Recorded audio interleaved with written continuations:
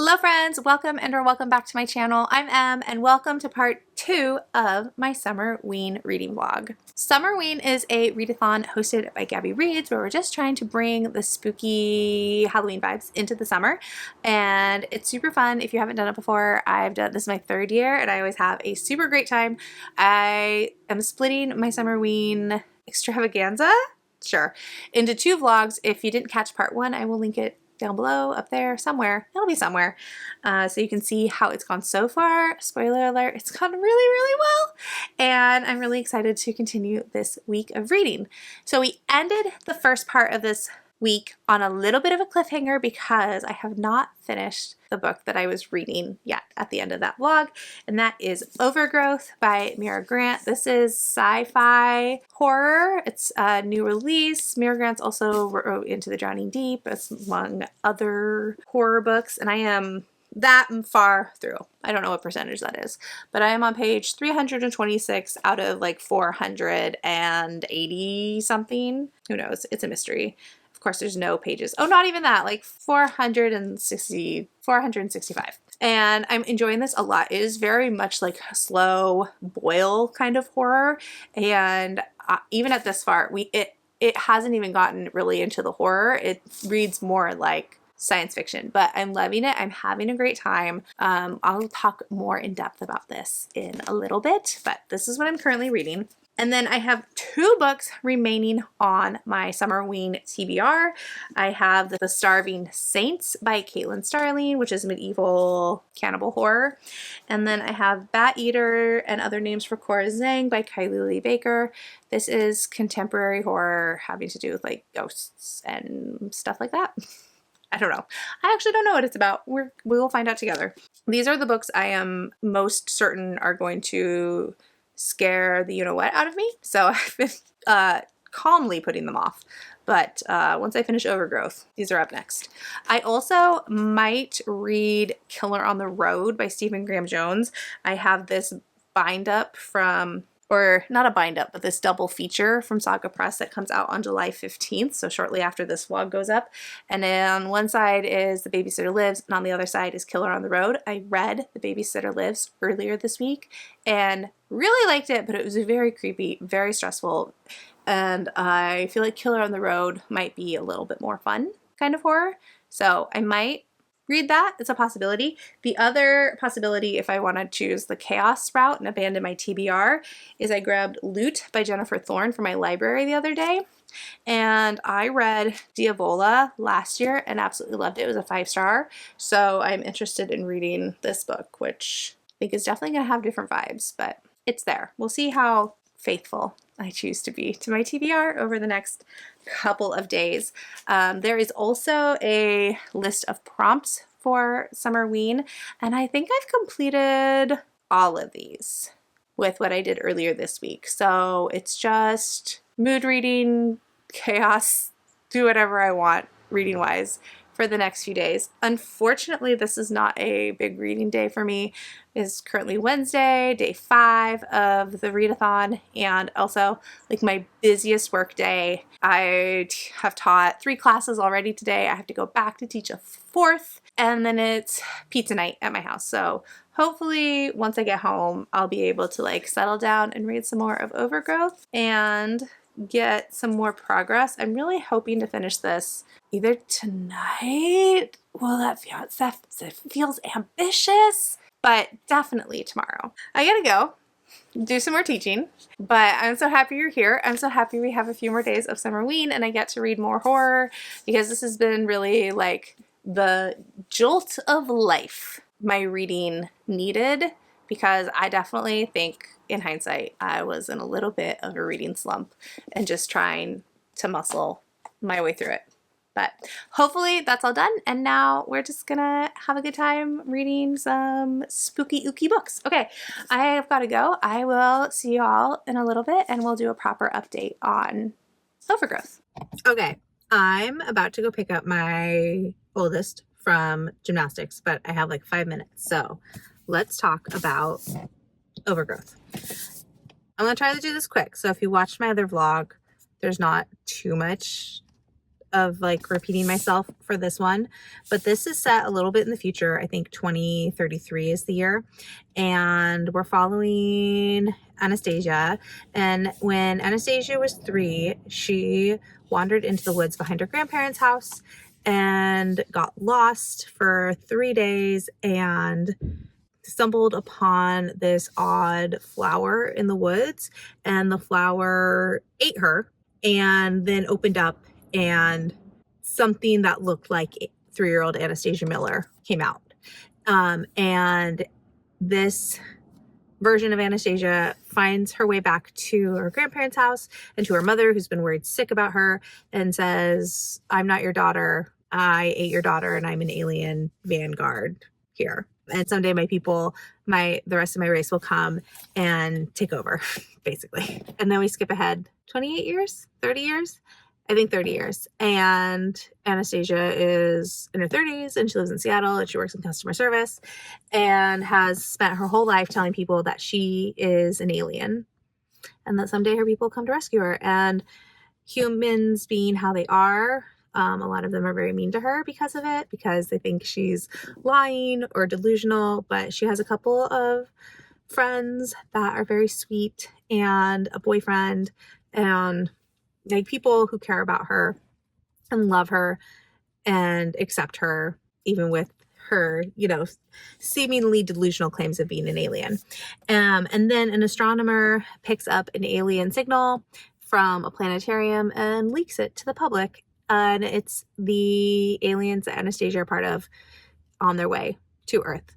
So it's been very interesting because this is almost 500 pages, and we're basically counting down to the invasion. And at the part I'm at, the aliens have arrived, but there's not a lot of what I think would be overt horror.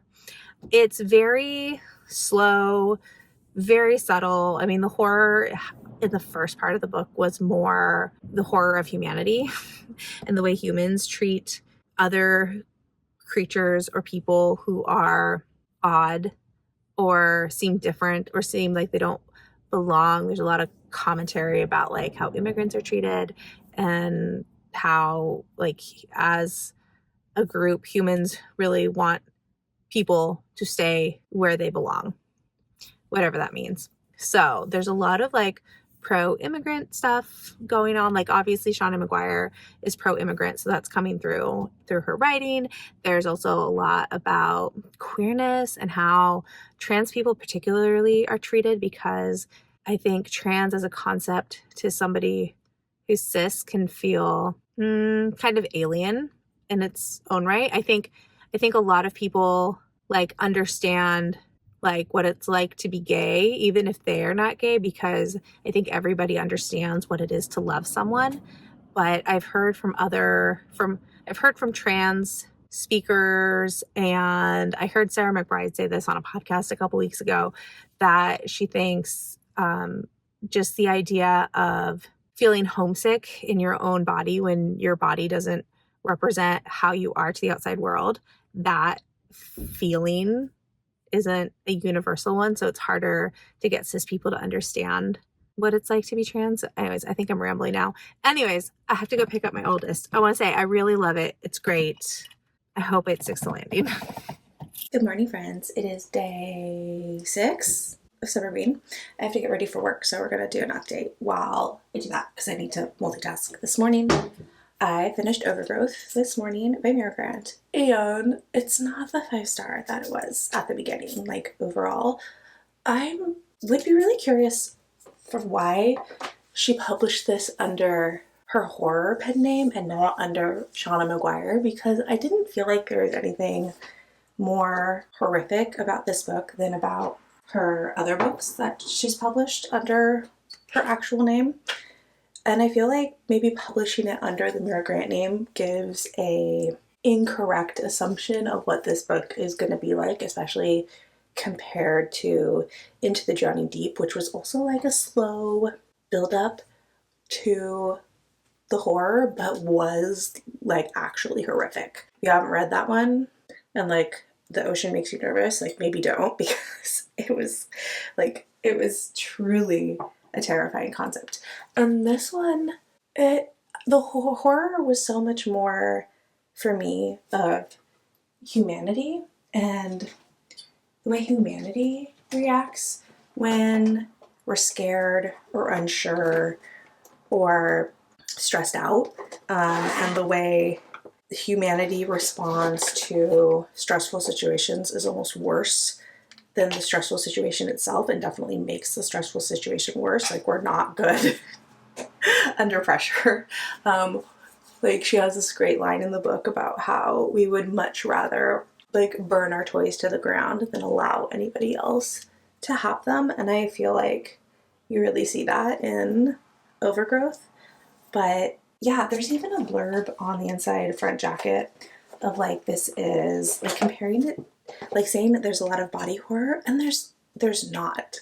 Like, there is violence, and like there are alien creatures who undergo transformations, but it wasn't excessively gory. It didn't read for me as gross. Like, I was never grossed out. I never like had a visceral response to it. So I just don't know like why this needed to go under the Mira Grant pen name and couldn't just be like a Seanan McGuire sci-fi, because that's really what it felt like at its core the whole time. So the reason it's not a 4, because if you didn't watch the last vlog, I'll try to just like summarize it super quickly because I don't want to repeat myself too much. At the beginning, it was a 5. I loved it. I love Stasia. I always say her name wrong. I don't know why. Just doing the end of Anastasia. Stasia. I don't know why that throws me off. Anyways, I love Stasia's character. I loved this like concept of like, when do you like believe what somebody says about themselves? Like, what makes you more of an expert on what a person says about themselves than that person? And like, when do we just need to believe somebody, no matter how like ludicrous their statement about themselves may seem to us? And I like how she approached the world. I really liked her friend group. She has 2 roommates named Lucas and Mandy, and then a boyfriend named Graham, and I really liked all of them. And then there was like just this like slow like kind of road trip situation going on that I really liked. And this is all pre-invasion. And then we got to the actual invasion, and I started to become bored because there's a lot of info dumping once the aliens come. Like, so much info dumping. And the bummer part is that I think this alien creature situation is really cool. Like, I think the alien concept, how like the concept of these aliens, how they move about the universe, what their lives are like, what their mission statement is like, I thought that was all really, really cool. And like, I wanted that information. I just wish we had received it in a different way, because it was so much info dumping and it just got really, really boring, and it went on for a really long time. Now, on the flip side of that, there was a character who was introduced maybe about halfway through, who I found super freaking annoying. And by the end, like, I liked her a lot. So I really appreciate when I have like that kind of trajectory. I just wish the world building had the same trajectory as like my opinion of that character, because that would have like, I think, kept this book to being a 5-star. And there were times where it felt like maybe the word choices, like there were some sentences that felt like, oh, you were written to be highlighted or pulled for a quote for Goodreads or Storygraph or a review or whatever. Like, you know how there's sometimes you read lines that are quotable and they feel so authentic and natural that it's kind of like a light bulb moment, or you're like, oh yes, this is how I've always felt. This makes total sense. And then there are other times where you read lines like that and you're like, you really want me to highlight this.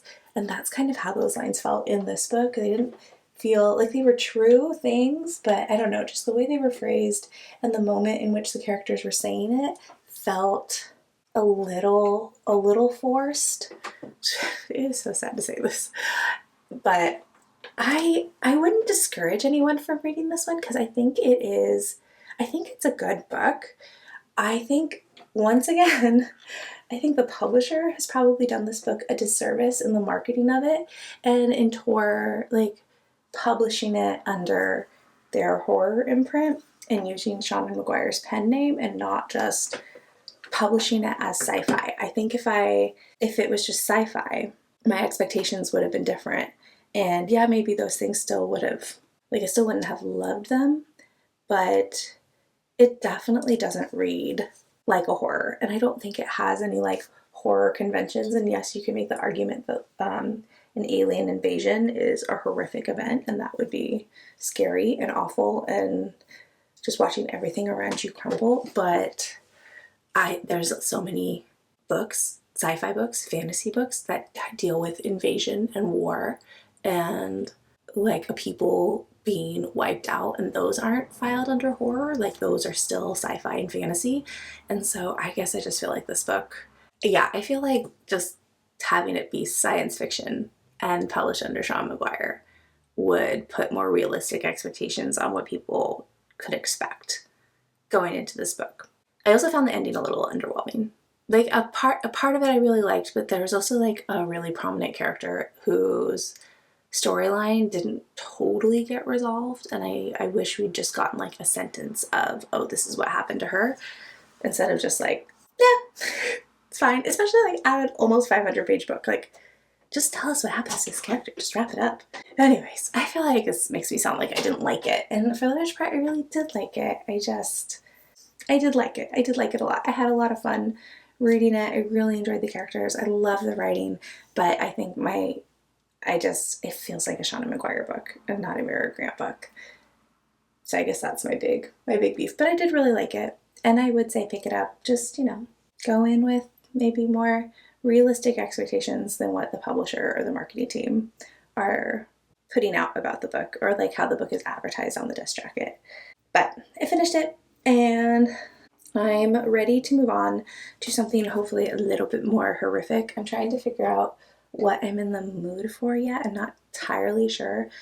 It might just come down to which audiobook I can get a little bit more readily, because I do need to do a lot of cleaning today, because I kind of been neglecting the house in favor. Well, I was sick for a few days, and so I got behind on stuff, and then just working and being summer and kids being home all the time. So I'm behind, and I need to do some chores today, which means I need an audiobook. So I think I have Bat Eater on audio, and I think The Starving Saints is on Everand. So I might listen to just like a little clip of both of them and see if I like the audiobook narrator, and then let that be my choice. But that is a for after work problem, and right now I need to finish getting ready for work. So I will talk to y'all later.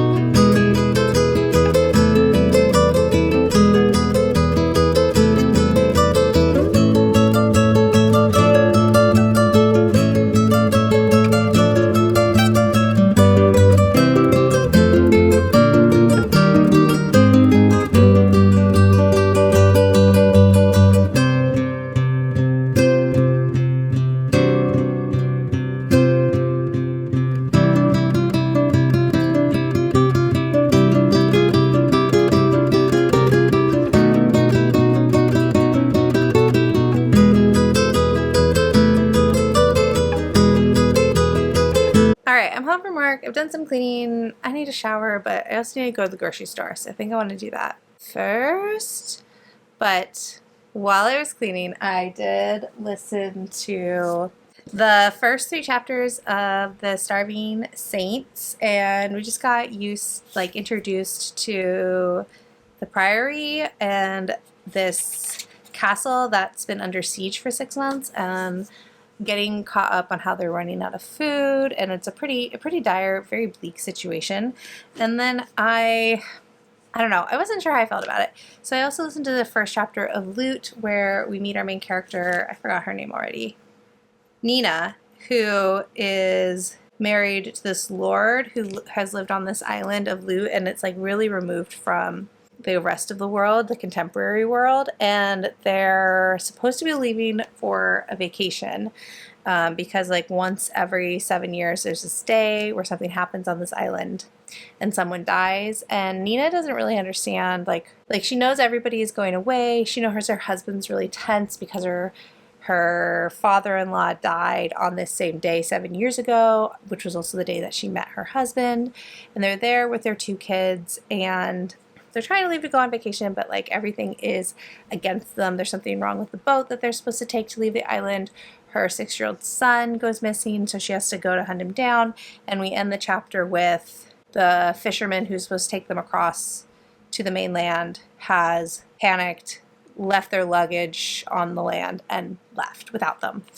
And that was fine too. I think it's more, I'm not super excited about either of these. I think it's because I was listening to the audiobook. So I'm gonna go finish my errands and then shower, and then I'll sit down and I'll actually like read both of these physically, because I was feeling kind of slumpy, but I think that might be just that I was listening to them on audio, and apparently really loving the audiobook for Overgrowth might have just been a fluke and not going back to my normal experience with audiobooks. So that's the plan.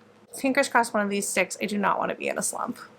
Hey, guess which bitch hasn't read anything since I last updated you? That's right, it's me. I did go to the grocery store, and I did wash my hair. And I'm just in, I'll be honest, I'm in a real bad mood this afternoon. I don't know why.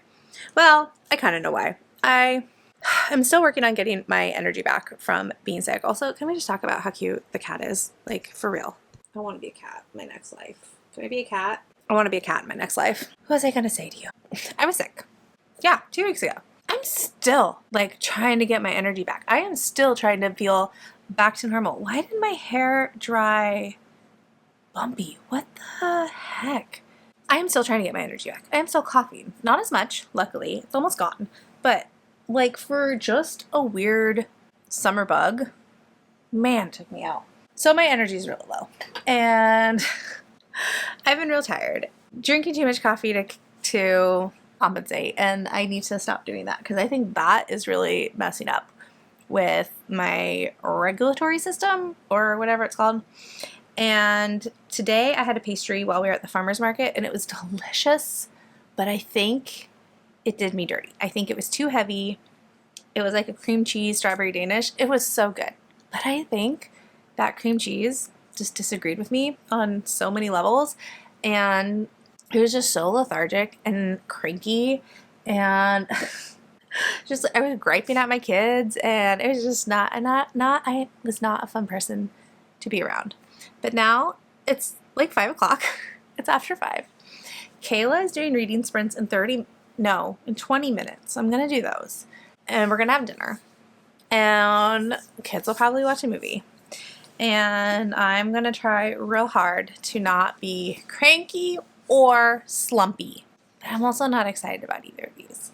Which is wild, because 3 days ago, oh my god, over the moon excited. Today, this moment, meh. So I don't know what to do. I don't know that I want to eat Bat Eater. Actually, I think I'm afraid of Bat Eater now. I think I've watched too many reviews, and now I'm afraid of it. So I don't know what to do. And there's only 2 days left of SUMMERWEEN after today. And can I finish both of these before the end of Saturday? I don't know. And I just don't know. Okay. That's my little spiral. I don't even know which one to try. To stick with. I'm tempted to do Luke because it's so short. But I've read from both of these authors before, and they were both 5 stars. So I know I have the capacity to love both of these authors. I just don't know in this moment which one it is. Which one am I going to love? Which one am I going to be obsessed with? Am I going to be obsessed with either of them? I don't know. Okay, I'm officially spiraling.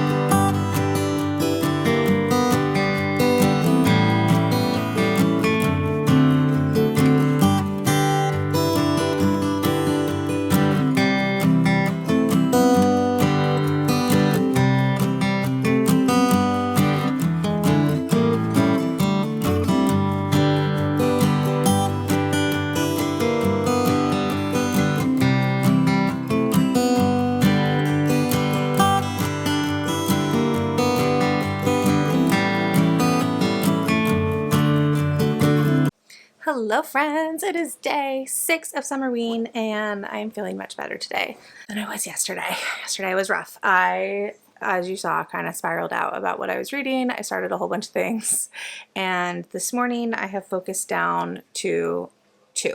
So I did decide to stick with the Starving Saints and I'm now 126 pages in. So what is that? Maybe a third of the way through. I don't know if I'll be able to finish it today.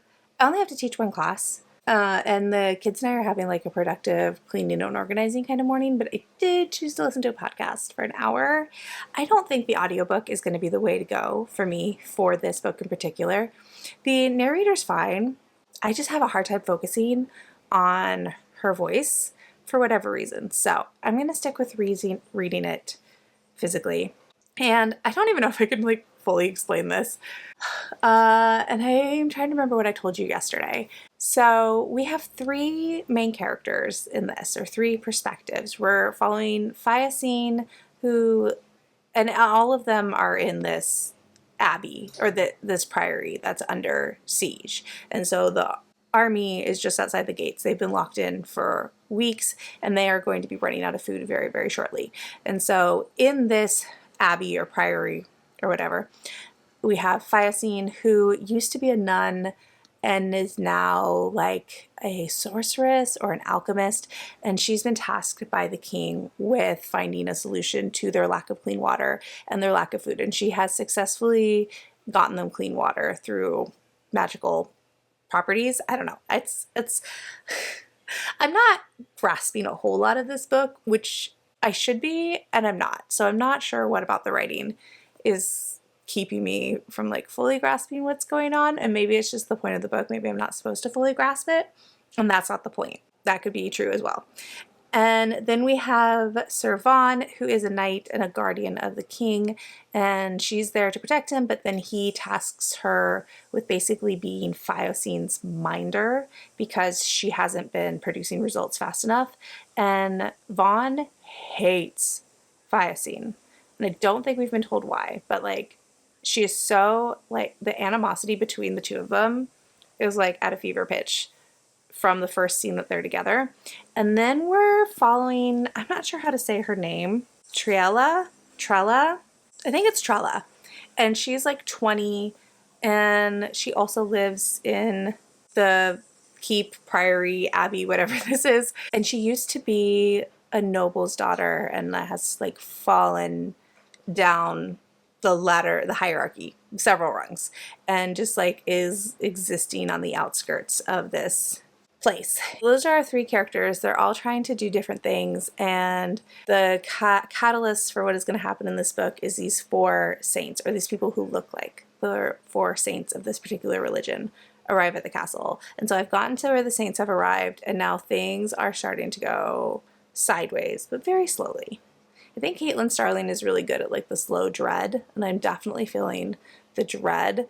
We haven't had like full cannibalism yet, but there's bit like we're playing with it. We're tiptoeing in that direction. So I'm not looking forward to that because I know that's gonna be gross.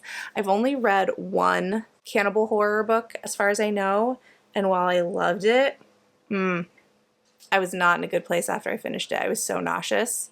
So I'm kind of hoping that this does not make me nauseous as well, but we'll see. I'll definitely report back. And then I did go rogue and choose a totally random book that was not on my TBR, but I kind of wanted to read it, and I wanted something that was maybe going to be a little bit easier on my brain. So I decided to start Temple Alley Summer. This is by Sachiko Kashiwaba and translated by Avery Fisher Utagawa. And this is supposedly the book that was the inspiration for Spirited Away, which we just watched.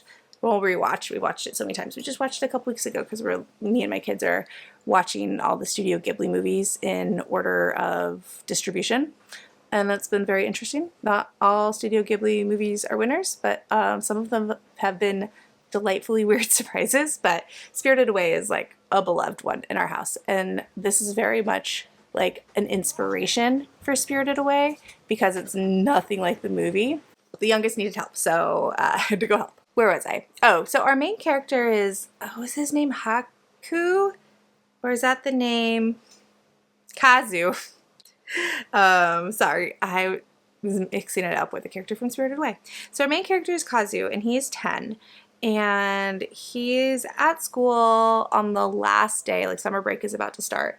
And at school, they have these breaks where the grades are allowed to like intermingle.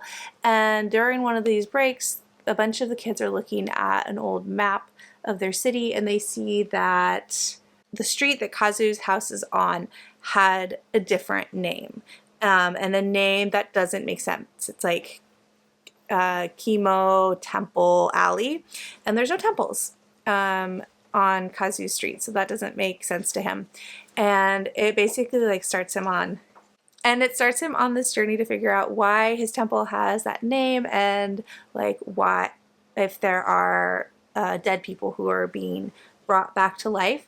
And I wonder if the inspiration is going to come, like if he's going to end up going to a bathhouse like in Spirited Away, but I haven't gotten that far. I'm 100 pages in, but 100 Kobo pages in, so that's not like 100 pages if I had the physical book.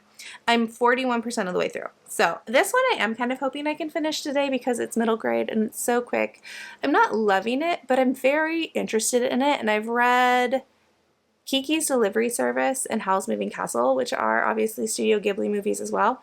So I definitely want to finish this and see how it wraps up. But it is very different. So like I would recommend it if you're looking for more translated middle grade or just a translated book in general. But I definitely wouldn't pick this up expecting it to be Spirited Away, because that's not what it is. So that's the reading plan for today. We'll see how it goes, but I feel much better than I did yesterday.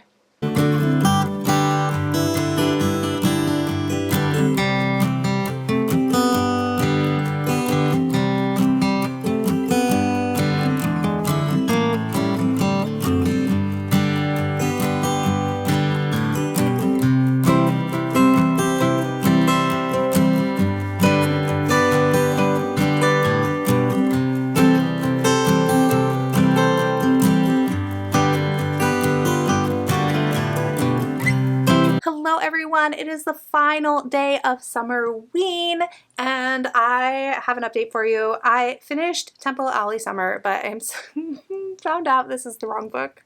I should have read this one. This is the one that is the inspiration for Spirited Away, not this one. I had the right author, but the wrong book. So anyways, I'm giving this 3 stars. This really turned into a story within a story. Kazu finds this serialized story that Akari, the ghost girl, loved as a child but was never finished, and so then it sets Kazu, Akari, and then one of Kazu's friends on this mission to find the author and get them to finish the story. Which is so random, but it kind of reminded me of Whisper of the Heart, which is a Studio Ghibli movie we watched a couple months ago, where the whole movie has one plot, but then in the middle there's like 20 minutes where it's this short story that the main character is writing, and you're getting that. So it reminded me of that a lot. I thought this was just fine. I didn't love it, but I didn't hate it, so it's a 3. And I am going to go back and read the one I was supposed to read, but I feel very silly for making that mistake. And then I have like 100 and something pages left of The Starving Saints. I am going to try to finish it today.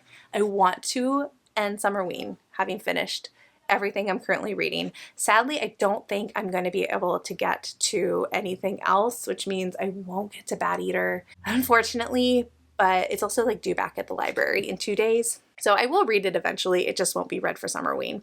I am grasping The Starving Saints a little bit more, but I don't know. I'm just not loving it the way I loved The Luminous Dead, which is the other Caitlin Starling book that I've read that I gave 5 stars. I'm not super grossed out by the cannibalism. I think it helps that 2 of the characters have not engaged in cannibalism and are kind of aware of what's going on. And then the character that has unintentionally engaged in cannibalism, it isn't being described in a way that's making me want to hurl.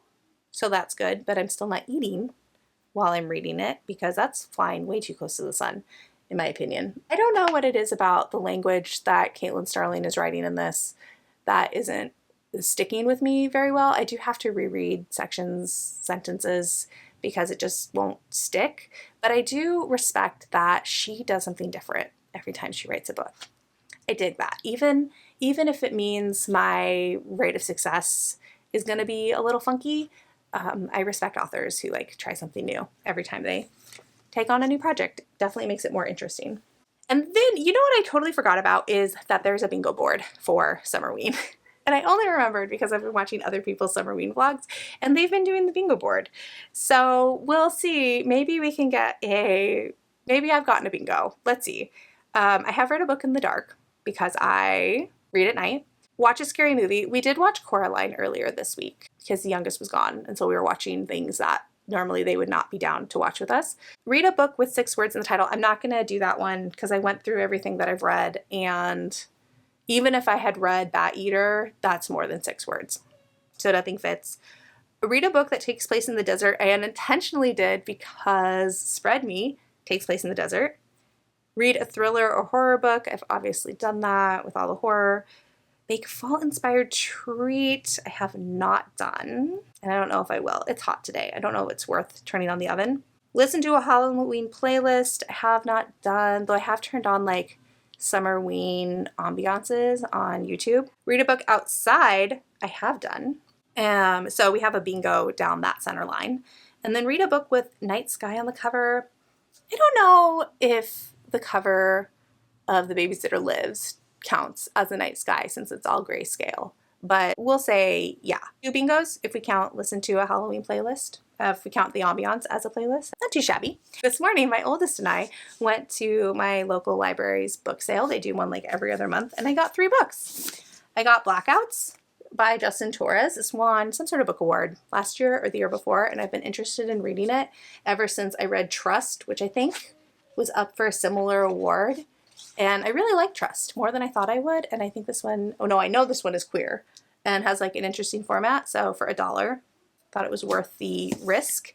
And then I also got The Thursday Murder Club by Richard Osman. I know this is beloved and the movie comes out very soon, I think. So I thought I'd give it a try. And then this one is, I'm probably going to give it to my mom because my mom's a big bird person, but I got The Field Guide to Dumb Birds of North America, which I've seen in bookstores a whole bunch and I just love. And it has pages like this where it just tells you about the bird and how they're dumb. And it has like really funny descriptions in here of what the birds look like damn crows.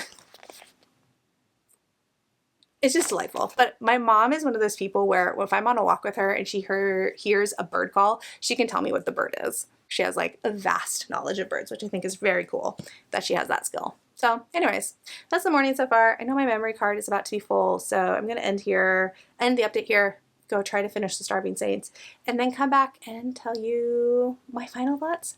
Fingers crossed.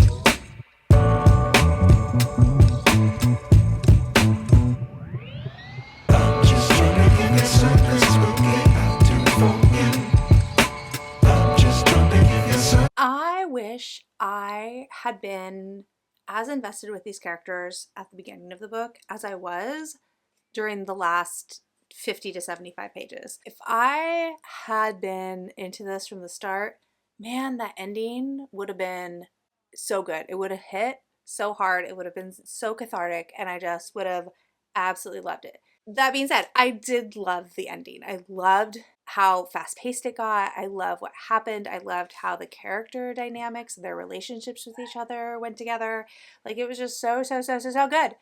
But I didn't care for so long that even that last excellent, amazing 5-star 75 pages can't make up for the 250-ish pages where I was not caring about what was happening. And that makes me so sad. I think if you liked this book, which I cannot remember the title of, but like can picture the cover so clearly in my head. Yes, they both have to do with bees, but that's not the reason why I'm saying this. I think if you liked this, you could also love The Starving Saints.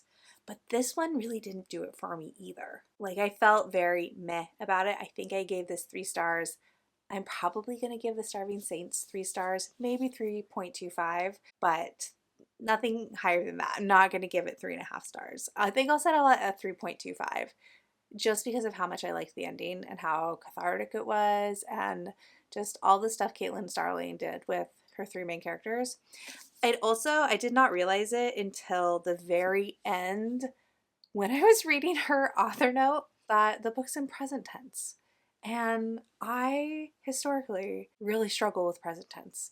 And I feel so silly for not realizing it while I was reading it, that was the problem. But now, like, oh, that was the problem. That's why I struggled with the writing so much. That's why I kept bouncing off of it. My brain does not like present tense. And I don't know why, but it just doesn't. And I really struggle with it. I think I would still recommend this. I wouldn't unknowingly recommend it. Like, I wouldn't just recommend it to random people. I would have to know the person's reading taste pretty well to then recommend this, because I think this has a very specific reader, and when it finds that reader, it's going to be a 5-star. But when it's someone like me who really struggled to connect and be invested, it just wasn't the right Caitlin Starling book for me, unfortunately.